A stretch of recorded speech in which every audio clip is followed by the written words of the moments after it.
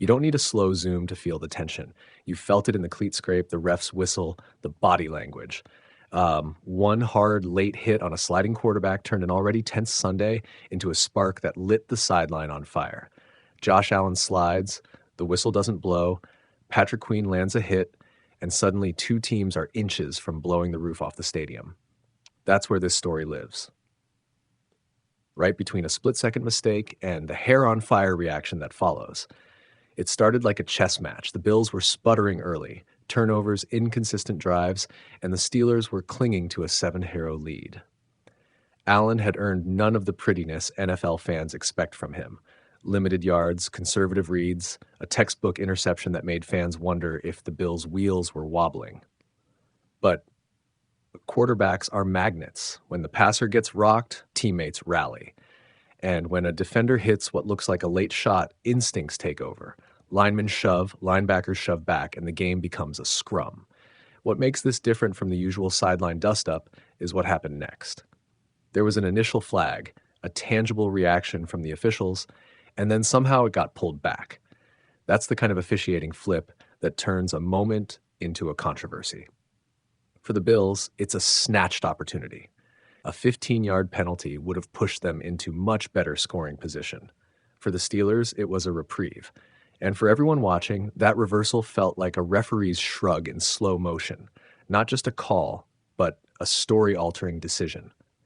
A play like that exposes two things at once: the fragility of the quarterback's body and the fragility of the game's rules when emotions run high.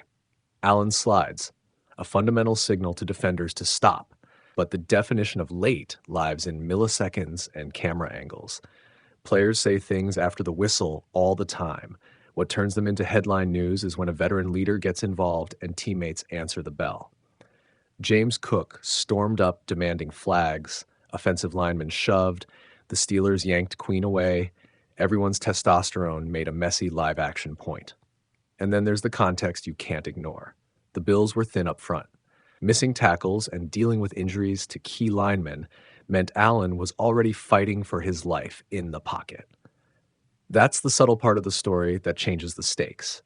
When your protection is compromised, your quarterback is more vulnerable, and your teammates are more likely to react personally when somebody takes a cheap shot.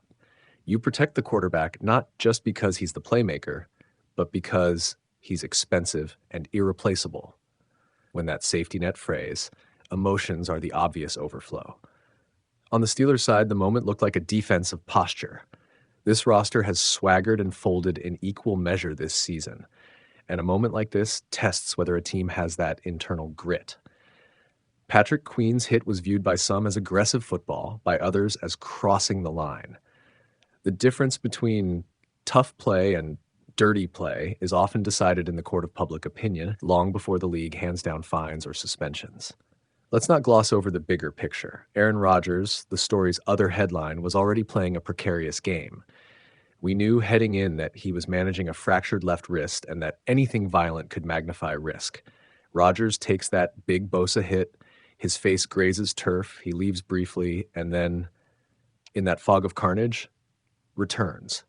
That image of a bloodied veteran jogging to the sideline is cinematic.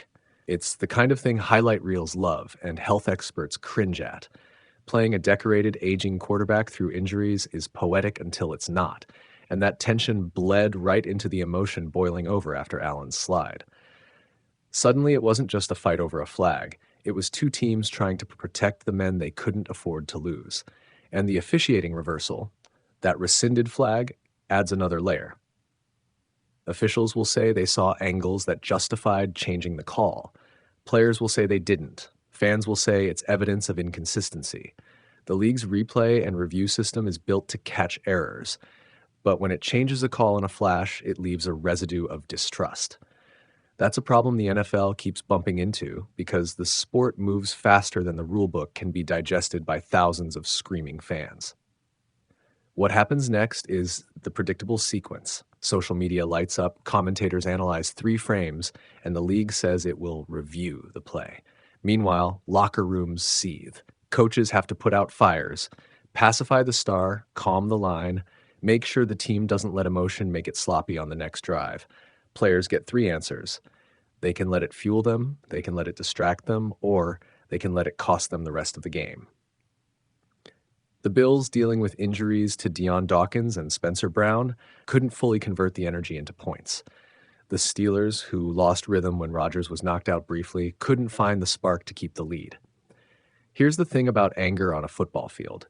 It's a double-edged sword. If your team channels it into focus, you get clutch stops and inspired plays. If you let it define you, penalties mount, defenses bite, and momentum evaporates. The Bills forced a field goal after the initial sequence, an outcome that felt small given the energy spent, and the Steelers' defense stood tall enough to make the drive end without catastrophe. But on the scoreboard, those small differences matter. A touchdown instead of a field goal changes play calling, clock management, and psychology. That's why a single reversed call can echo for 4 quarters. Off the field, the story spirals. Will the league fine Queen? Will someone get suspended? Historically, the NFL has issued fines after these types of altercations, but the punishment often hinges on clear-cut evidence of intent. A sloppy hit on a sliding quarterback isn't always clear on tape. Intent matters in the league office. So does precedent. The outcome of this review will inform how players behave next week. It sets a tone. If the league lets it go, players might feel justified. If it hands down discipline, it'll serve as a slow chill on borderline plays. Now, let's talk strategy. For Buffalo, the injuries at tackle force them to improvise protections and rely more on quick game plans. That changes play calling. It takes pressure off Allen's shoulders when you can get the ball out hot and let playmakers do the rest. For Pittsburgh, Rodgers' return, brave, controversial, and risky, altered their approach. You shorten the game plan, run more quick reads, and try to hide the wrist. But against a team like Buffalo, that restriction invites pressure. Edge rushers smell blood, they bring heat, the ball hits the turf. It's not just emotion, it's math. Take away the quarterback's tools and the defense gets extra time to hunt. And human beings notice these things. Fans notice the lightest of injustices. Teammates notice the looks, the sideline pulls, the words between players. Coaches notice trends. Who reacts? Who stays cool? Who inflames? In a league where half the playoff teams are decided by one imaginative call or one executional lapse, that emotional control becomes a competitive asset. So what's the final tally? 2 teams left the field with answers they didn't want and questions they'll stew over for a week. The Bills head back to the grind, nursing injuries and a sense of what if about a flag that vanished. The Steelers walk away with a narrow reprieve and another gnawing worry about a quarterback playing through pain. And the league? It files the play into its psychological ledger. A moment it can either clarify with a punishment or let ripple unchecked through locker rooms across the league. If you want the image that will haunt both franchises, here's the one. A quarterback sliding, a defender late, teammates exploding like fireworks, a flag that disappears on camera, and 2 teams forced to decide if they'll react or refine. Football is famous for turning small moments into season-defining arcs. This was one of those small moments, messy, human, and loud. And its real cost will be measured not just in penalties or fines, but in the games and decisions that follow.